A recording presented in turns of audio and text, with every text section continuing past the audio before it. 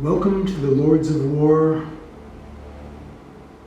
episode United States. As with every episode of the Lords of War, I'm going to read the Universal Declaration of Human Rights.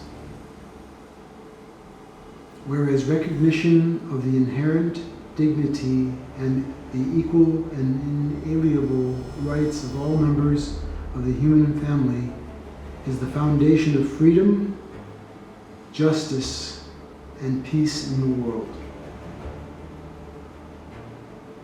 Whereas disregard and contempt for human rights has resulted in barbarous acts which have outraged, whereas disregard and contempt for human rights has resulted in barbarous acts which have outraged the conscience of mankind and the advent of a world in which human beings shall enjoy freedom of speech and belief and freedom from fear and want, has been proclaimed as the highest aspiration of the common people.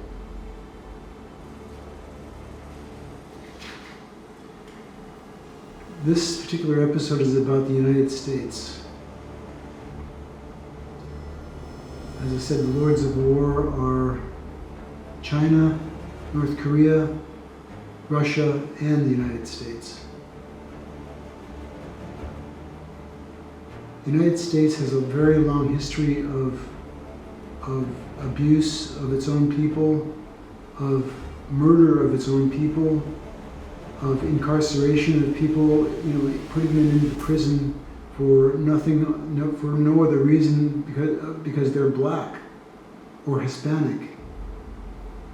The proportion in the prisons of black the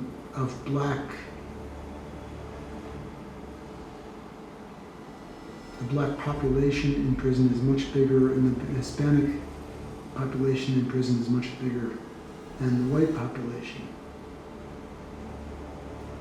So many people are just taken off the streets and put in prison for the rest of their lives for nothing. They didn't do anything. They had actually had a policy, I can't remember what year it was, that in the United States where they actually started on purpose, they really totally with full knowledge of what they were doing, started pulling people off the street and filling up the prisons. And then that stretched the prison system to a max.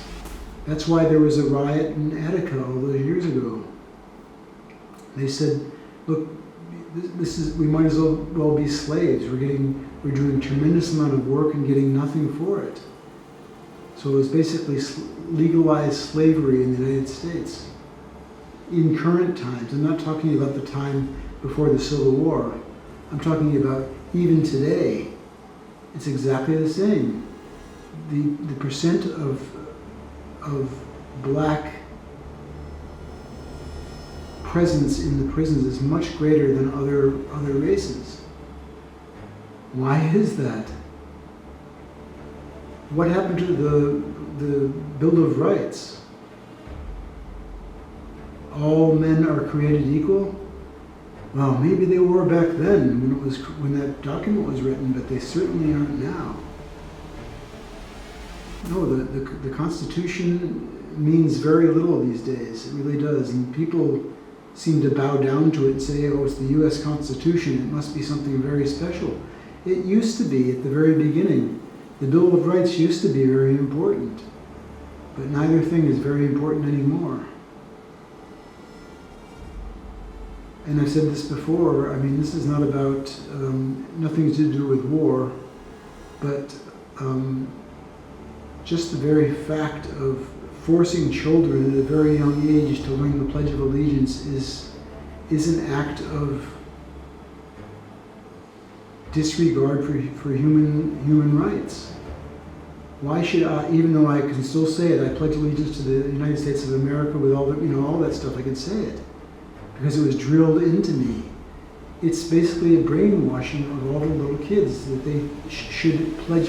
I didn't even know what it meant. Now I know what it means, and I think it's totally BS. Sorry. It is. How can you pledge allegiance to a flag? Pledge allegiance to a country, especially the way the country's treating people. Anyway, on the war side of things, the United States, and this is the thing that made me almost go in my pants. I mean, I'm not joking when I say this. They're budgeting, they want to budget or have budgeted over $2 trillion just to replace one missile system that the United States thinks may be too old.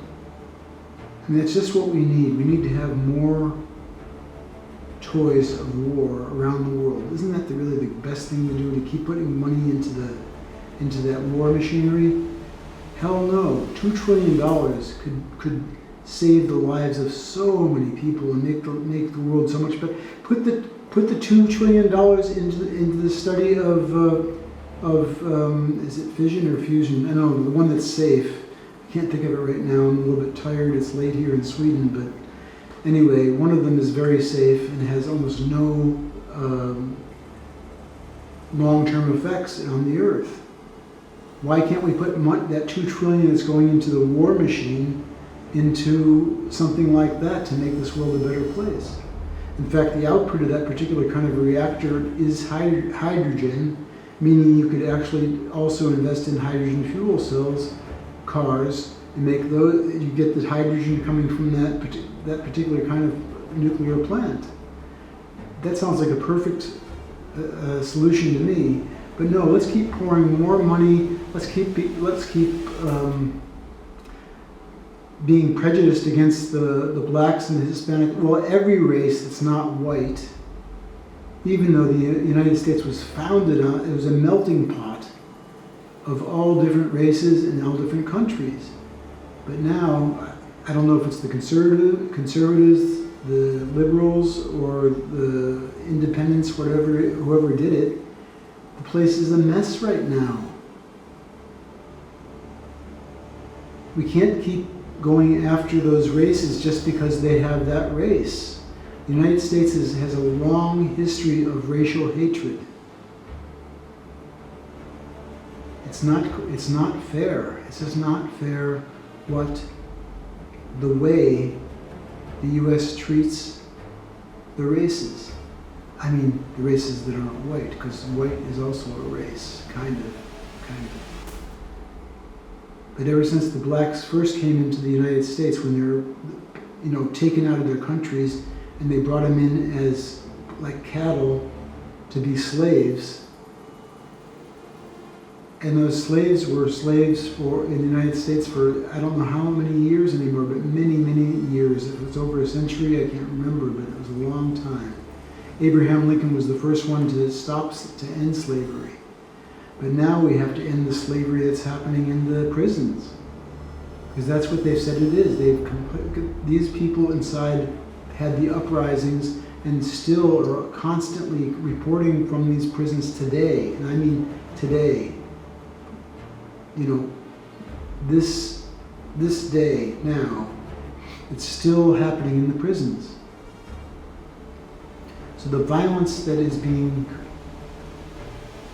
created by the U.S. government toward the blacks, any race that's not white, the violence is so unfair. And the way that they're spending the money is so unfair. The war machinery in the United States. I mean, looking back at what happened in 2001, September 11th. There was a report. First of all, reported that the planes that hit the World Trade Center were flown by Saudis. That's true, and the whole thing was blamed on the Saudis. But do you think the Saudis really came up with the idea? Hell no. George W. Bush at the time paid those guys or hired them to fly the planes into the thing. They reported that after the damage happened to the Pentagon, that a 757 flew into the Pentagon. Not only were there no recordings of any 757, they had cameras all over the place. No, what they did do though is they confiscated all the cameras from all the mini marts, you know, whether it was 7-Eleven or whatever. They confiscated all of those cameras just after the attack. Why was that? Do you know what they found in the wreckage of the Pentagon? There were no pieces of a 757, but there were pieces of a cruise missile. Gee, who makes cruise missiles? I'll let you think about that one. But the United States has been experts in war for a very long time. They're also experts in torture, even though they don't want to call it that. Obama did call it torture, waterboarding. They have some stupid name for it, I forgot what it's called now. Justifiable interrogation means or something like, some bullshit like that, excuse me for swearing, but no, the waterboarding has been used for a long time on whoever they wanted to use it on. All they had to do is say, some guy could be totally innocent on the street and say, oh, he's a terror subject, or a suspect, excuse me. Take this guy in now and we're going to use waterboarding on him. Waterboarding makes you think you're dying. It's torture.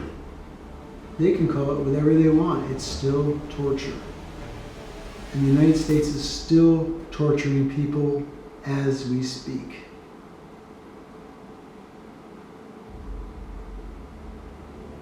Well, that's about all I have to say on this subject right now, but I can just tell you that wake up and smell the coffee. The U.S. is not a perfect place. When I was in the United States, I used to think, wow, what a great country this is. What a fantastic country this is. Of course, it was better back in the 50s, but ever since the Vietnam War, the United States has been going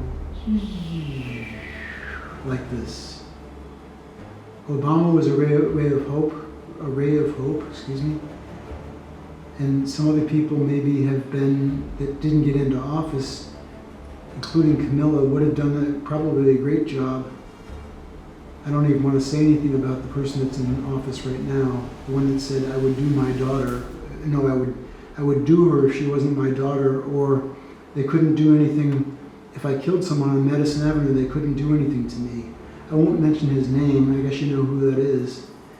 And I guess you know why there are so many books out there and so many audiobooks on Audible about what a lowlife that person is. But because the United States is the only country in the world that puts fluoride into the water, it's poison. Fluoride is poison for the body. And they've been putting fluoride in the water for many, many years. Well, what do you think that's done? It's dumbed down the population. And so when somebody says, I'm the best because of this and because of that and blah, blah, blah, blah, blah, well, they believe them. And that particular person that I was talking about before is very good at that blah, blah, blah. Anyway, I'm done talking for this evening, and I hope you enjoy your morning or your evening or middle of the night, depending on where you live. And I hope one of these days I can have better news about the world, but I can't right now. And I would never, ever, ever consider moving back to the United States that I used to love. And I used to love San Francisco, I lived there. But now it's filled with homeless people and dirt. This money power that exists in the United States and some other countries is just overpowering. Everything's about money. Everything, including the war machine. So the United States, wake up, wake up. You cannot keep putting all that money into the defense of the country. Give me a break. The United States is the biggest offender or offense of all of the countries. No, I'd say most of the countries in the world. If not, I would say it's number one in the world.